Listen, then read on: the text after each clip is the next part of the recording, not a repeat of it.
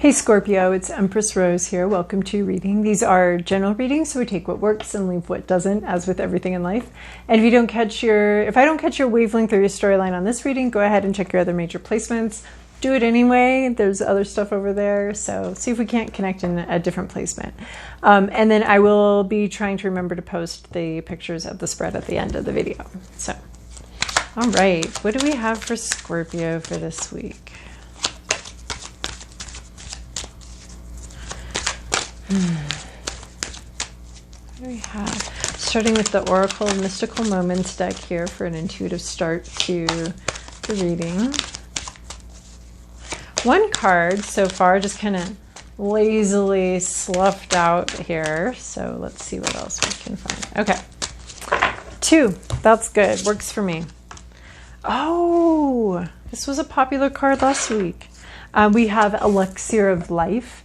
So this is really loving and enjoying having a body and being in a body and making sure our bodies feel good and inviting joy into our life through our senses. So this is taste, touch, smell. Oh my gosh, sight. Okay, I know there's more, but taste, touch, smell, sight, hearing, listening.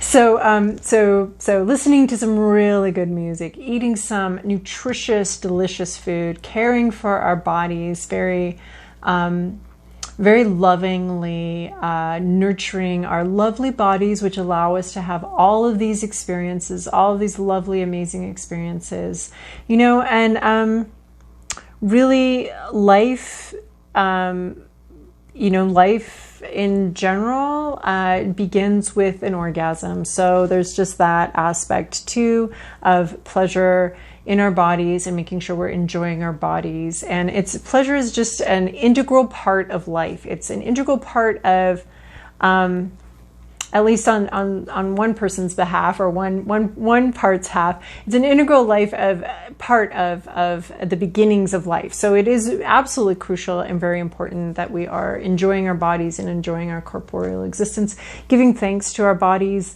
All bodies are beautiful, even though we may not be like sexually attracted to the wide range of bodies that there are out there. They are all beautiful because they are all here facilitating this amazing existence. So watch a sunset, smell those roses, literally eat some really delicious and nutritious food. Just feel good in your body. There's that Mary Oliver poem, tempting happiness into the body through the wild plums, the taste, we can bring it in, bring in some more happiness, bring in some more joys, and through physical pleasures. And then we have Rose Garden. So you are here to bring a gift. You're blossoming like a rose, and there's something that needs to change about the way you communicate. You need to protect yourself, perhaps even protect your self-nurturing. For self-protection, good boundaries are a way to nurture ourselves, a way to mother ourselves, being the mama bear for our own pleasures, for our own bodies, for our own experience, for our own inner child. We oftentimes need to pull in that being the protector, male or female. We're going to be the protector. We're going to protect our roses, protect our child, protect our inner child, protect our beautiful experience, protect. So this is about you're transforming. So we have the caterpillar butterfly energy. You're changing the way you're talking about something. You're changing the way you communicate. And then we have the thorns here about boundaries, creating good boundaries so that our roses can bloom and don't get chomped down by every single deer and rabbit that happens to pass by our lives. So this is being in a very protective vibe, protecting yourselves, and possibly with these two, being protective of your self-care, understanding. We have another card in this deck that did not come out about self-care being good for the community. When members of a community are feeling good or feeling happy, the whole community is that much happier. So protect your self-care, protect yourself. and talking about yourself, speaking up, something about speaking up in a way that protects your gifts and what you're here to do and your vision for life. And these are both, sorry about that. So these are roses here. You're enjoying your gift, and maybe your gift is about, bringing, well, it is about bringing pleasure and joy to other people, either through, maybe painting something. And this doesn't necessarily have to be your money earning, rent paying job, but you're here to, I believe, like, bring some pleasure to other people, bring some joys to other people, and protecting that mission, I guess. And by both enjoying, taking pleasure in your body, and then you might be feeding other people, you might be helping other people, but making sure you're having good boundaries as you do that. All right, Scorpio, what do we have for this week for your tarot reading? This is your past, your present, your inner landscape, what's at issue, your environment, your to-do list, and your possible outcome.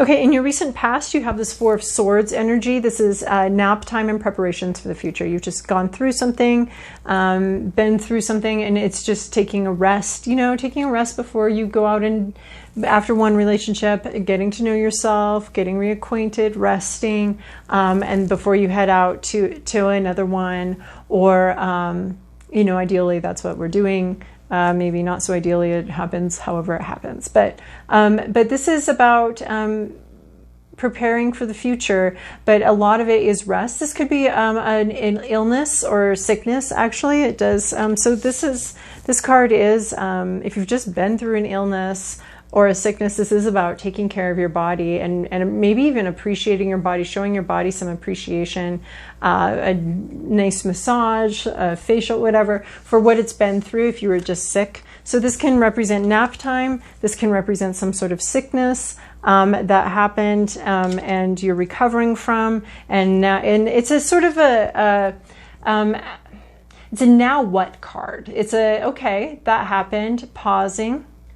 And now what? Now what happens on, we've exhaled the situation, we're in a pause, and then now what? Well, we inhale. So what situation are we going to start with? What new cycle are we beginning? Because we've ended one. And it's just a pause, a breath, a break from something. Could have been laid off from a job, could have been on a break from a relationship, something like that. And then in your present situation, we have this King of Cups. This is emotionally mature energy. This is probably referencing a person, male or female. They look out for the best of the community. They look out for the best of everybody. If this is you, you need to be doing that with an eye to keeping your boundaries intact, making sure that you don't become depleted.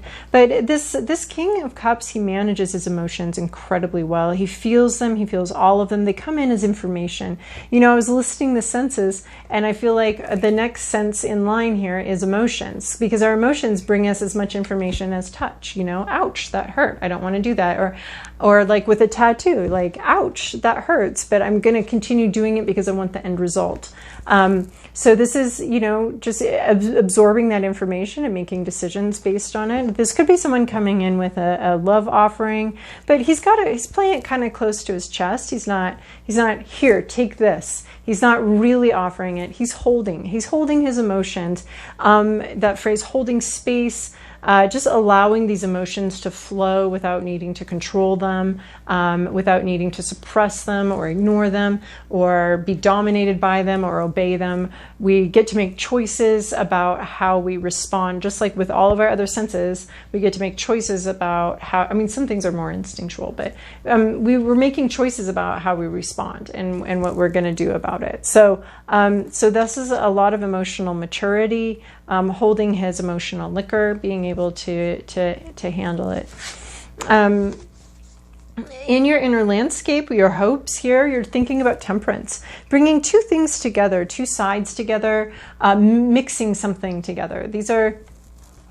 We have our desert and our jungle, and we're mixing them together to create more of a enjoyable environment where we're not just dripping in humidity, and we're not like parched and dry. We're mixing. So this isn't so much juggling two different things, or this is bringing two things together to be more pleasant. So you're hoping you're going to be able to bring something together here. Maybe, yeah. Mixing something. I mean, this is mixing emotions. You could be dealing with some mixed emotions, actually. You could be toggling between two extreme emotions, two parts of wanting something and not wanting something, being angry about something, being happy about something, fearing something, being exciting for something. And you might want to, you could be doing some sort of inner work as far as like, okay, we're toggling between this one and this one and this one and this one. It reminds me of running lines in gym.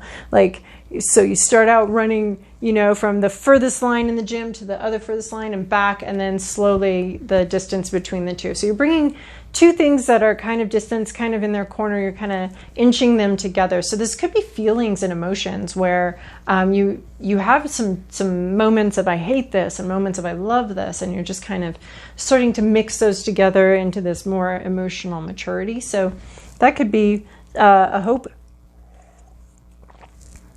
Or even just like the activity that's going on inside you. And this card would be like helping you to understand something about like, why do I like hate this person and then love this person, and what's going on here. It could just be that you're toggling between those two to as you find a new middle ground here. Compromise too. You could be looking for a good compromise between something. This might have to do with having to speak up about your boundaries here, but you could be looking to compromise with somebody and hoping that that would work. What's at issue here is the Seven of Pentacles. So in the upright, it's waiting patiently for your fruits to come in. But in the reversal, this is fruits not coming in. You put some effort into something and you're just not seeing the results. Or, the effort you put in just wasn't enough. You thought it was enough, but somebody else doesn't think it's enough. Or the seeds you planted just never germinated. And you're just kind of impatient now. Like, okay, I did all this work. I put on all the work. Where's the result that I am expecting? If I'm a farmer and I put in a bunch of work, I expect to see some fruits of my labor. So you could just be impatiently waiting for something to come to fruition. You'd really like it to be here now. And so there's some impatience going on, which is creating the problem. I mean, this takes the time it takes to mix something properly. You can't be impatient with this process. So you could be being impatient with yourself. Too, and impatient with like, oh, why haven't I figured this out yet? Why don't I feel peace about this yet? Why don't I feel stable about this yet? I really want to. So you could be being impatient. There's a spirit of impatience here. In your environment, you have 10 of Pentacles. So you have sort of, this is our family money inheritance card. The 10 is the fulfillment of the suit. So maybe if this is about work, you've gotten as much as you're going to get out of it. You've made as much money as you're going to make. You could be talking about family money, family, who's paying for something.